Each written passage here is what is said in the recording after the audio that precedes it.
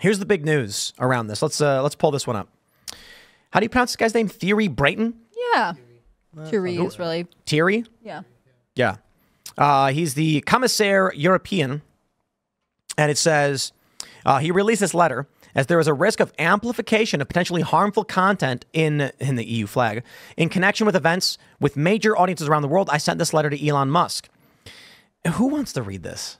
It's ridiculous, long-winded. It's like, the only thing I can think is, what's that meme where it's like, I'm sorry this happened to you, or that's great, whichever. You know what I'm talking about? It's called Too Long Didn't Read. Right, exactly. Yeah, TLDR. TLDR. But he's basically saying that, look at this long-winded garbage. We have a law that says you can't misinform people. That notably means ensuring on one hand the freedom of expression, blah, blah, blah. As you know, formal proceedings are already ongoing against acts under the DSA, notably in areas linked to the dissemination of illegal content and the effectiveness of the measures taken to combat disinformation. As the relevant content is accessible to EU users and being amplified also in our jurisdictions, we cannot exclude potential spillovers into the EU. Therefore, we are monitoring for potential risks of the EU, blah, blah. Dude, shut your mouth. Jeez. Look at this long-winded garbage. We get it. Well, let's where are we at? Still just placeholder music. So let me play this. Let me play this for you. Elon Musk is slated to interview Donald Trump tonight. Turn that up a little bit, or where are we at? I don't know if the president is going to tune in. Feel free to say if he is or not. But I think that misinformation on Twitter is not just a campaign issue. It's a America issue. What role does the White House or the president have in sort of stopping that, or stopping the spread of that, or sort of intervening in that? Some of that was about campaign misinformation, but it's a wider thing, right? Yeah, no, and you've heard us talk about this many times from here about the responsibilities that social media platforms have when it comes to misinformation, disinformation. Don't have anything to read out from here about specific ways that we're working on it, but we believe that they have the responsibility. These are private companies, so we're also mindful of that too. Yeah, blah blah. We get it. Are we live yet? Nope. I mean, now they're 12 minutes late. I mean, that's just a little bit too much, I got to tell you. But Trump's always late for rallies. This is a bit different. This is scheduled programming.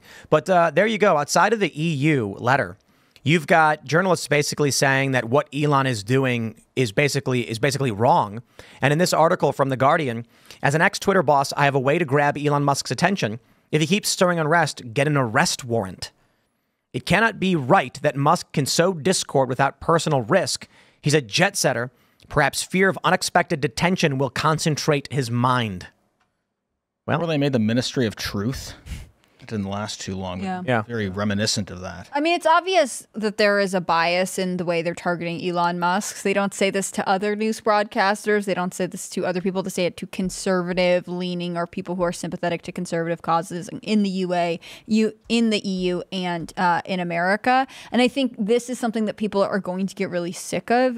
For me, it's all the EU has sort of always been a monster. The fact that they have decided that they are a coalition government, they get to tell each country how to live. And in this case, they get to tell private businesses that aren't even based in their country, we're going to monitor you and tell you how to operate because theoretically a third of the users on X are based in Europe. This seems to the beginning of the dystopian end to me, but I don't know if you have any thoughts on it. Right. Yeah. As a lawyer, to hear that journalist ask what's the roles of the White House in this disinformation, quote unquote, is really really appalling, because the government should have no say in what's true or not as far as speech is concerned. We did see the Biden administration having a say in that they were feeding Twitter executives what they should or shouldn't be deleting or censoring, but really that the government should have no role whatsoever in curtailing speech, whether they agree with it or not. Mm-hmm. That's what they're trying to do here, though, is if it's speech that they disagree with, they don't like, well, then the government should step in and stop it. But if it's speech we like, even if others don't like it, it's okay because we like it. Right. If you're not saying the lines that we think are okay. And I think especially, so one of the things is the European Union Commissioner had referenced the recent violence in the United Kingdom, right? But we know that a lot of the mainstream media reporting on that is heavily biased, right? Anyone who is protesting the presence of illegal immigrants within the UK. You know, they're racist and anybody who's against it is anti-racist. So wait, actually, there's a lot more complexity and nuance to that situation. And so much of what this is saying is like, we have decided on a narrative, and anyone who questions our narrative is a threat to us, and therefore we will do anything we can to restrict your speech. Well, yeah, in the EU, it's basically if you're against the EU and what they want, you're anti-democracy. If you agree with them, then you're pro-democracy, and you must crush the anti-democracy folks. And so if there's a Muslim gang or riot, then we don't really report on that. That's okay. But if there's a quote-unquote far-right protest who's peaceful and they're just saying, hey, we don't really like what's going on, you can crush them and tell the police to stay out of it because they're anti-democracy. And so to see the EU send this letter, a bunch of a word salad, essentially, right, is a big joke. I don't and it's to control American politics, right? Elon Musk is talking to Donald Trump, who is running for re-election in America. No one is asking Europe to be a part of this. European listeners are not required to be a part of this space. To then come in and say, like, well, we're going to pay attention and restrict this because we've decided you might upset people that we are trying to brainwash. Like, be more transparent. You know? Last I recall, we fought a war so that we don't have to care what Europe thinks about what we do. It's pretty brutal, 15 minutes in, and I mean, I don't know if they're waiting for people because people are trying to get in and can't. There's apparently 200,000+ people currently watching live in this X space. Not to mention, there's a couple live streams on YouTube with 30 to 40K. We've got 55K. This may be one of the biggest live audiences for a political speech if they're able to get it off the ground. And not to mention, I'm assuming on Rumble, too, they've got this rolling on a bunch of channels. So we're just waiting as the thing glitches out. Do we know what they're going to talk about? Have they been specific in what their topics are? I don't think so. Or is the EU letter come out as a, like, stay away from certain things, don't talk about migration or anything we could deem hate speech? Like, is this a warning shot to say stay away from certain topics we don't like? That seems like... So... It looks like what's happening is they're trying to add server space. I don't know if this is correct, but people are noticing that it's hitting a wall at like 120 and then starting to go down and then jumping up to 200. And so this may be that they're putting a hold on it for the time being as they try to expand server space to be able to get more and more people in. I think they need to just start. They just need to go because we're 17 minutes in and this is getting it's getting a bit brutal. A bit brutal. So they haven't started yet. It's not going somewhere, and then we're just not seeing it.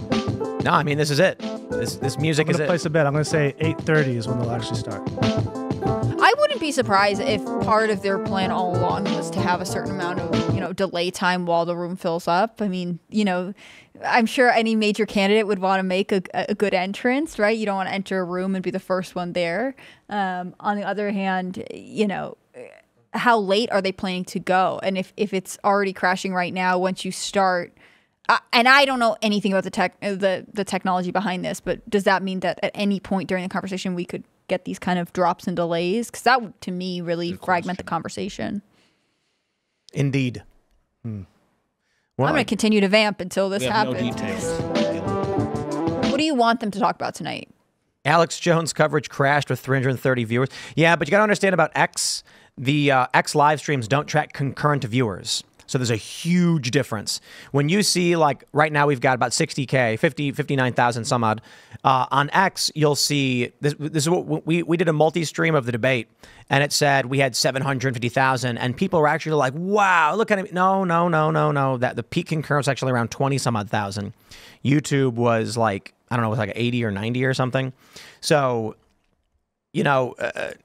some people think Elon did that intentionally, changed the live viewer count from concurrent viewerships to total viewership. So it looks higher. So it looks like it's much, much bigger, relative, or he wanted a real-time view count. You can make whatever inference you want. But, yeah, so 19 million views already, huh? 19 million? Let's... Whoever wrote that song must be so thrilled right now. Yeah, 20.2 million views, and only a couple 100,000 people are currently in. And it looks like, yeah, Alex Jones, 341,000 total views on his live stream. Carter, what kind of music would you have written for a prequel to a Donald Trump Elon Musk interview?